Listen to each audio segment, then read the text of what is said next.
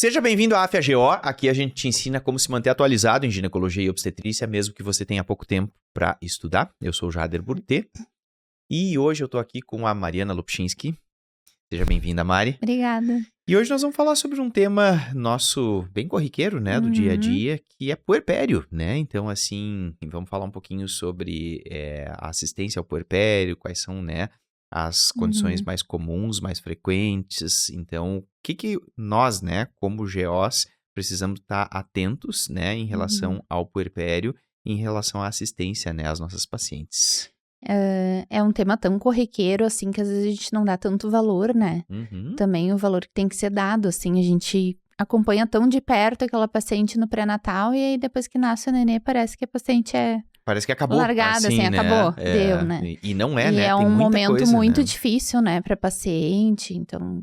Quem já passou por um puerpério, assim, ou acompanhou alguém de perto que foi puérpera, né, sabe o quão difícil é. Então... É importante a gente conseguir identificar, assim, algumas complicações que podem estar presentes nessa época, né? Da vida da mulher.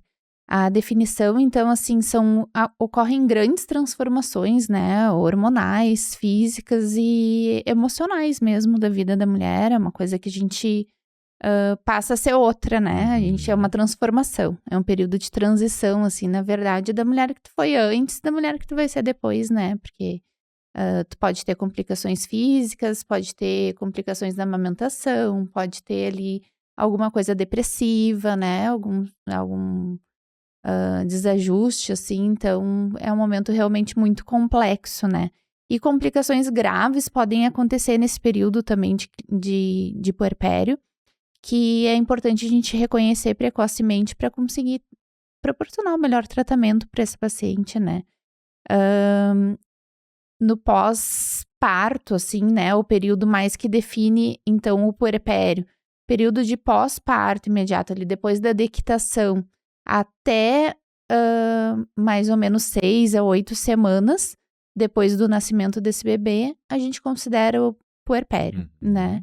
Em algumas literaturas, assim, se fala ainda até os 6 meses e em questão, assim, de fins legais, né, epidemiológicos, quando a gente fala de morte materna, às vezes considera até 1 ano, né, esse período, assim.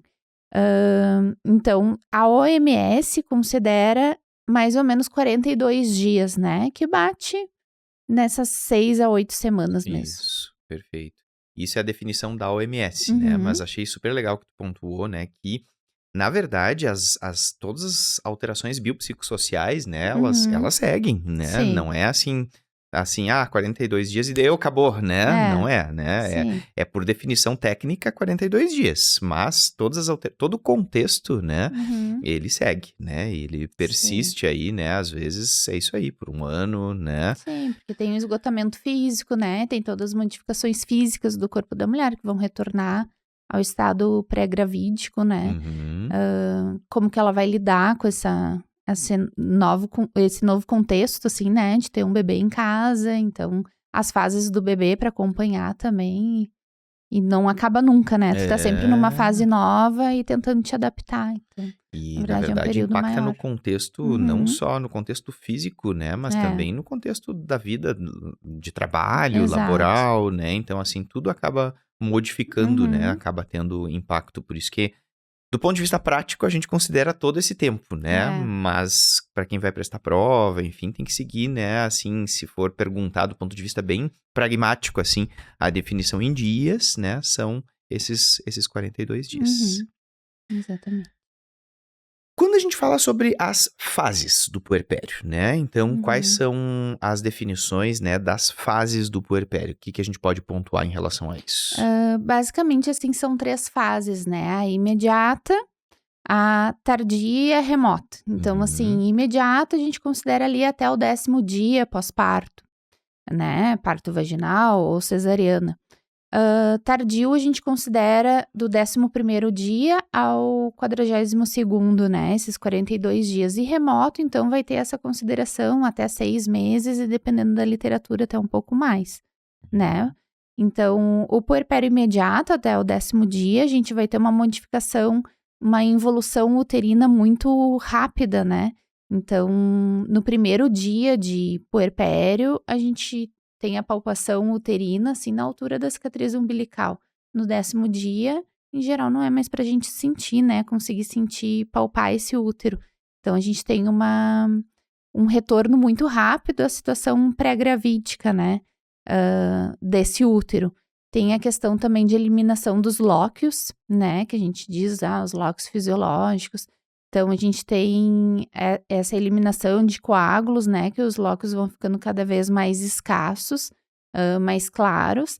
E é uma das coisas que a gente tem que controlar no puerpério também, porque é um sinal, assim, de um eventual novo sangramento vivo, tudo pode ter aí alguma complicação diante, né, da nossa paciente. E tem a questão do estabelecimento da lactação, né? Principalmente quem nunca amamentou, eu digo assim que é a parte mais difícil, na verdade, entre toda o pré-natal, né, e depois do nascimento, tudo. Tu ter o estabelecimento da lactação é um momento muito difícil. A gente tem uma ideia que é fisiológico, que tu coloca o bebê ali e sai mamando, né? O bebê nasce sabendo. E não, a mãe vai aprender a amamentar e aquele bebê vai aprender a mamar, né? Então, tem inúmeras técnicas de pega, né? Às vezes a gente tem lesão de mamilo, às vezes não tem suficiente, né, quantidade de leite. Elas pedem muito, assim, em consultório, doutora, qual é a medicação que eu posso usar, né, para aumentar a quantidade de leite? O que eu posso fazer? E aí tem muitas crenças, né, de coisas, às vezes, até inadequadas, assim, tomar cerveja aumenta a quantidade de leite, não faz sentido nenhum, né? Na verdade, o que vai mexer com essa questão toda de quantidade é o estímulo e quantidade de líquido ingerido mesmo pela mãe, né? E o descanso. Exato. Porque o esgotamento físico também é uma coisa que pode bloquear todo esse sistema. Então, assim, é muito difícil, né? Tem a questão dos bebês prematuros também, que às vezes usam sonda para se alimentar, e aí a gente tem relactação, né? E assim, esse período precoce, né, imediato do puerpério, é o período com maior potencial de gravidade, assim, de apresentação de alguma hemorragia pós-parto, né, infecções puerperais, endometrite, por exemplo, que é uma coisa que é mais comum em cesarianas, mas que pode aparecer, né, e complicações tromboembólicas mesmo. É o período de maior risco, né. Aí, depois a gente tem o puerpério tardio, que vai até esse 42º dia, né? Continua em evolução uterina, tem o retorno ali do estabelecimento do endométrio novamente. É possível se ter já a retomada das ovulações, né, dessa paciente. Então, é importante a gente abordar essa questão da contracepção também no puerpério, mesmo que ela esteja em amamentação exclusiva, né, livre demanda. Em amenorreia, é possível ter alguma ovulação nesse meio tempo, e se ela está desprotegida, né, existe risco de gestação não planejada, assim. A gente vai ter, então, toda essa estabilização hormonal, né, e esse retorno da ovulação normalmente nesse período. E o puerpério remoto, que vai além desse 42º dia, até 6 meses, né, a gente vai ter uma restauração anatômica, assim, e funcional do corpo como um todo.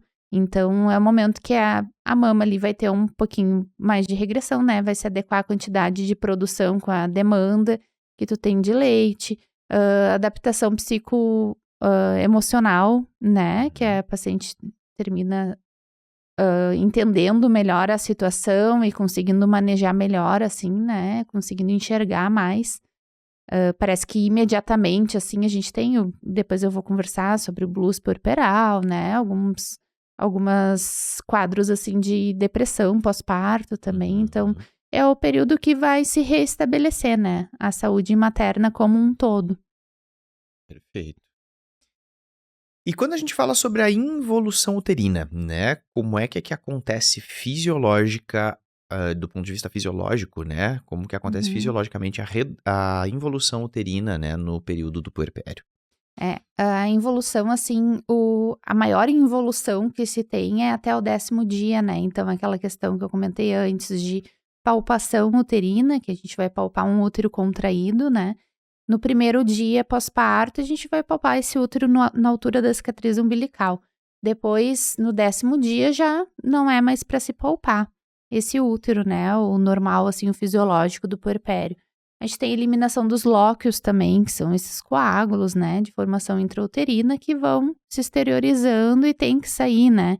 Às vezes as pacientes até se assustam porque saem em forma, assim, de alguns coágulos, né, um sangue mais envelhecido, assim. Uhum. E tem as fases dos lóquios, né, lóquios rubros, serosos e albos, né, que pra Uhum. gente lembrar, assim, eles vão modificando conforme cada dia.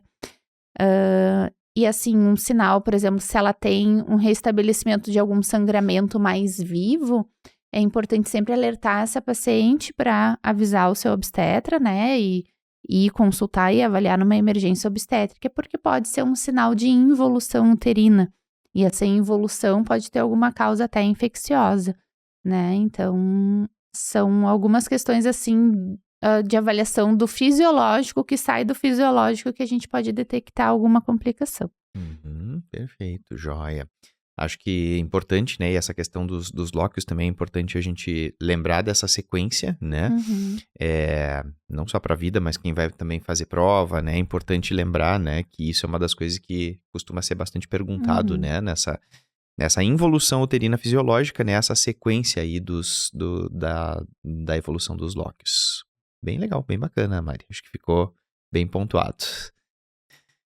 Gente, então assim, a gente conversou aí sobre as definições, né, de puerpério, falamos também um pouco sobre a questão da involução uterina, falamos também sobre os lóquios, né, e para quem tiver interesse nas partes mais técnicas, né, que é agora relacionado às complicações, né, o que pode acontecer de patológico no puerpério, a gente vai falar na nossa área do aluno. Então, quem tiver interesse pode entrar na nossa área do aluno, que a gente vai entrar nessa parte de puerpério patológico, certo? Mari, mais uma vez, muito obrigado. Obrigada. Obrigado, gente.